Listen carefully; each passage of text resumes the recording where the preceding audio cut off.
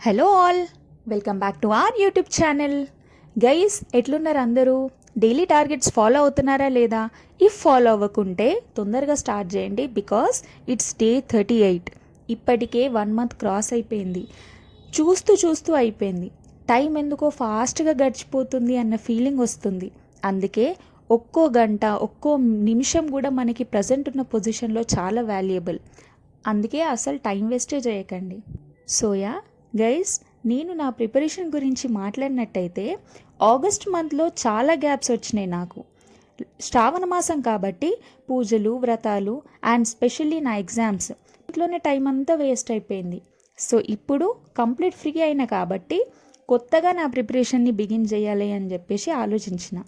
నిన్న ఈ Telegram ban అది ఇది అంటే ఈ పంచాయతీలు అన్నీ క్లియర్ చేసేసి కొత్తగా వాట్సాప్ ఛానల్ ఒకటి క్రియేట్ చేసిన. దాని లింక్ మన వీడియో డిస్క్రిప్షన్లో ప్రొవైడ్ చేస్తాను, నేను ఒకసారి చూడండి. సో ఇప్పటి నుండి డైలీ టార్గెట్స్ అనేవి ఈ వాట్సాప్ ఛానల్లో కూడా పోస్ట్ చేస్తూ ఉంటా. అండ్ మీరు ఖచ్చితంగా ఫాలో అవుతారని ఎక్స్పెక్ట్ చేస్తున్నా, ఇట్లాగే సపోర్ట్ చేస్తారు అని చెప్పేసి అనుకుంటున్నా. ఇంకోటి గైస్, చాలామంది ఏంటి అంటే ఈ టార్గెట్స్ వల్ల లాభం ఏంది అని అనిపిస్తే గనక ఒక్కసారి కంప్లీట్గా స్ట్రిక్ట్గా ఒక 1 day ఫాలో అయ్యి చూడండి. మీకు మీరే ఇంప్రూవ్మెంట్ని చూస్తారు. ఎందుకంటే చాలామందికి అసలు చదవడం ఎక్కడి నుండి స్టార్ట్ చేయాలో అర్థం కాదు. సో అట్లాంటి వాళ్ళ కోసం ఇవి చాలా హెల్ప్ అవుతాయి.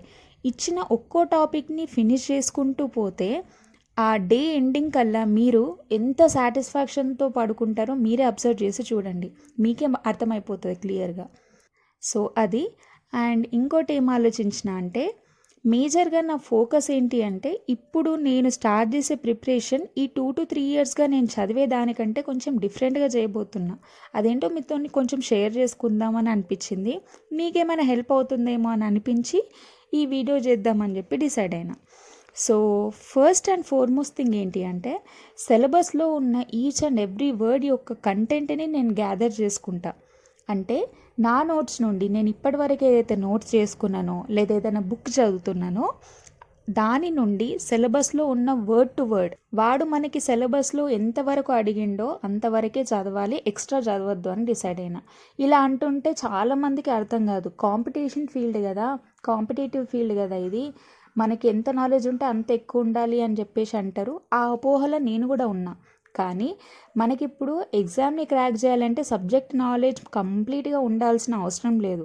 ఈ సబ్జెక్ట్కి ఈ సిలబస్లో ఎంతవరకు వాడు అడిగిండు అంతవరకు సబ్జెక్ట్ నాలెడ్జ్ ఉంటే సరిపోతుంది. మొత్తం సబ్జెక్ట్ చదువుకొని నేను ఏ పిహెచ్డి చేయాలనుకోవట్లేదు. అందుకే సిలబస్లో ఎంతైతే అడిగిండో దాని వరకు మనకి నాలెడ్జ్ కంప్లీట్గా 360 degreesలో ఉంటే సరిపోతుంది.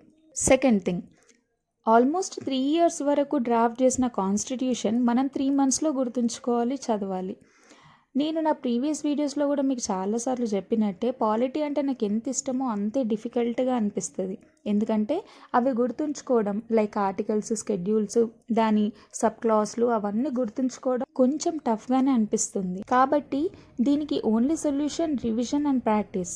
సో నేనేమనుకుంటున్నా అంటే, నా రివిజన్ అండ్ ప్రాక్టీస్లో జరా ట్రిక్స్ కానివ్వండి, షార్ట్ కట్స్ కానివ్వండి, ఇట్లాంటివి యూజ్ చేసి షార్ట్ నోట్స్ అంటే 1 page నోట్స్ని చేసుకోవాలి అని డిసైడ్ అయినా. అంటే ఒక్కో టాపిక్కి ఒక్కో పేజ్లో నా కంప్లీట్ నోట్స్ని నేను చేసేసుకోవాలి.